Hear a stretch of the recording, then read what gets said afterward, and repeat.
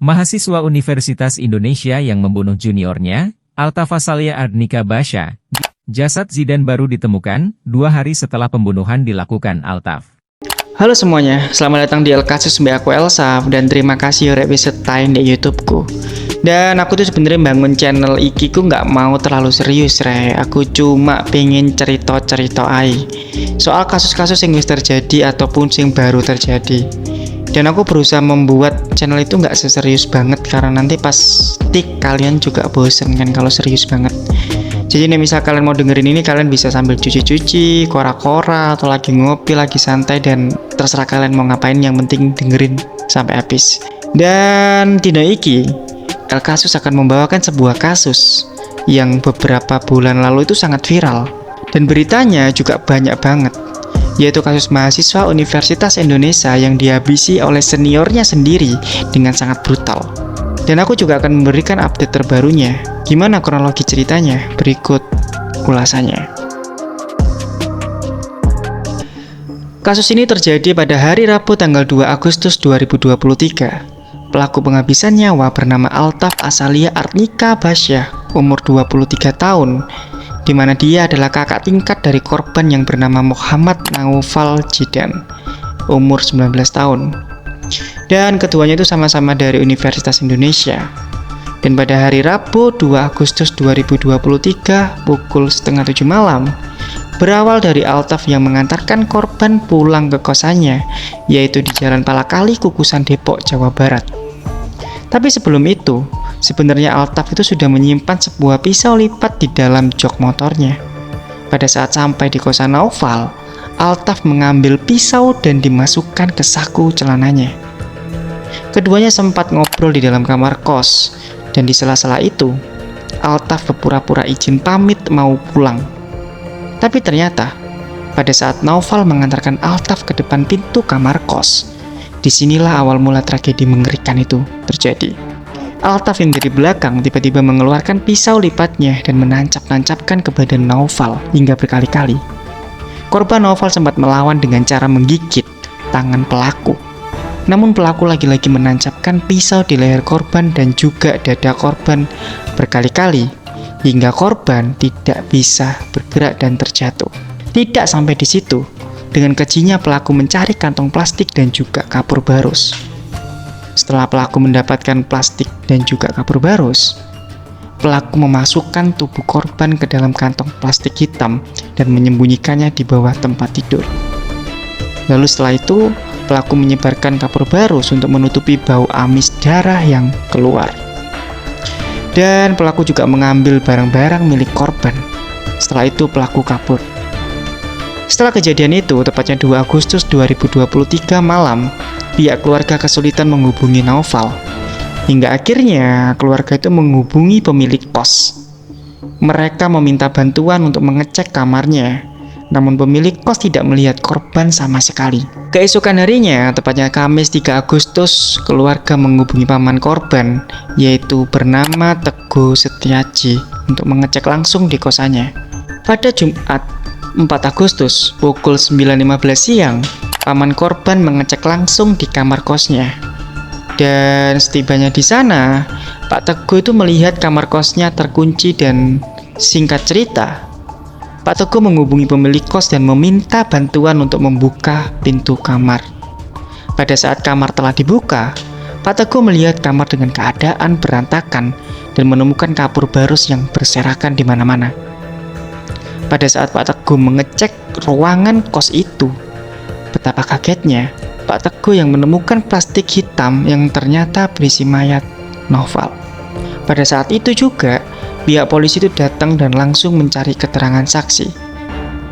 Berkat kesigapan pihak kepolisian, kurang dari 3 jam, pihak polisi berhasil membekuk pelaku Altaf. Kenapa Altaf menghabisi korban Naufal?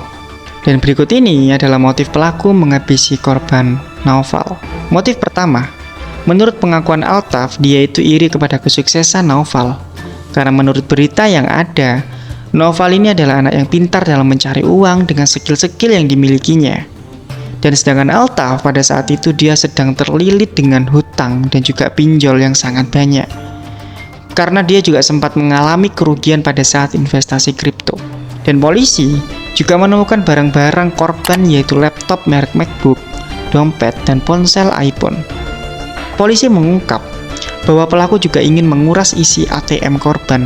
Motif kedua, pelaku mengaku tidak punya harapan karena dia merasa buntu dan putus asa. Karena Altaf terjerat pinjol dan juga hutang, dia juga mengaku sama sekali tidak punya dendam kepada korban.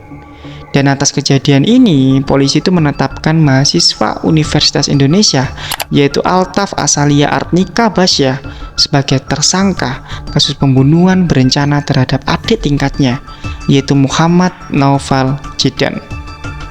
Dan Altaf terancam hukuman mati atau seumur hidup, atau paling pendek 20 tahun penjara. Baru-baru ini, yaitu tanggal 31 Januari 2024, ada kabar terbaru dari kasus ini, yaitu di mana Altaf dituntut hukuman mati. Namun Altaf meminta keringanan hukuman dan kuasa hukum Altaf mengungkap sejumlah alasan pertimbangan permintaan keringanan itu. Beberapa di antaranya adalah janji kliennya ziarah ke makam korban, terdakwa juga sudah meminta maaf ke orang tua korban, dan terdakwa juga sangat menyesali perbuatannya. Namun, JPU menolak permintaan keringanan itu karena ini adalah perbuatan yang sangat keji dan juga di luar batas perilaku manusia. Ya, aku sih sudah pasti mendukung hukumannya ya, karena ini bener-bener sakit sih anak ini. Memang anak ya sakit aja gitu kan. Di mata keluarga dan teman-temannya di Universitas Indonesia, Noval itu adalah mahasiswa yang sangat cerdas. Sesuai dengan jurusannya yaitu sastra Rusia, dia itu bercita-cita ingin berkuliah di Rusia. Dan IPK-nya di Universitas Indonesia itu pada saat semester 2 adalah 3,83, dimana ini adalah IPK yang tergolong tinggi ya. Dan dia juga sangat berbakat bidang akademik. Dia sangat cerdas, pintar, dan juga rajin. Kita nggak tahu sesedih apa keluarga yang ditinggalkan pada saat itu. Pasti sangat sedih banget. Dan kenapa aku membawakan berita ini? Karena aku ingin memberikan sebuah pesan bahwa kalau misal kita berteman dengan siapapun, sebaik apapun teman itu, kita harus tetap waspada dan juga berhati-hati. Dan mari kita sama-sama berdoa semoga Naufal diterima di sisi Allah Subhanahu wa taala. Amin. Itu adalah kasus yang terjadi pada tahun 2023 kemarin. Dan kasus ini tuh sangat-sangat besar waktu itu ya. Dan sekarang kita sudah menemukan titik terangnya bahwa si Altaf itu sudah dihukum hukuman mati. Dan semoga kedepannya tidak ada lagi kasus yang menyedihkan seperti ini. Terima kasih buat kalian yang sudah nonton El Kasus sampai habis. Sekali lagi terima kasih. Maaf kalau misalkan ada omonganku yang belepotan rek ya, sepurane saya ngakar ya, karena aku bener-bener masih baru banget rek. Dan sekali lagi terima kasih. Sampai ketemu lagi di El Kasus selanjutnya. Hingga berkali-kali pada Jumat 4 Agustus pukul 9.15 siang, paman korban itu langsung mengecek langsung. Pada Jumat 4 Agustus pukul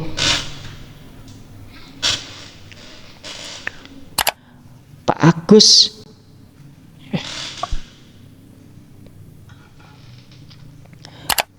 Pada saat itu juga, pihak polisi datang dan langsung mencari keterangan saksi berkat kesigapan.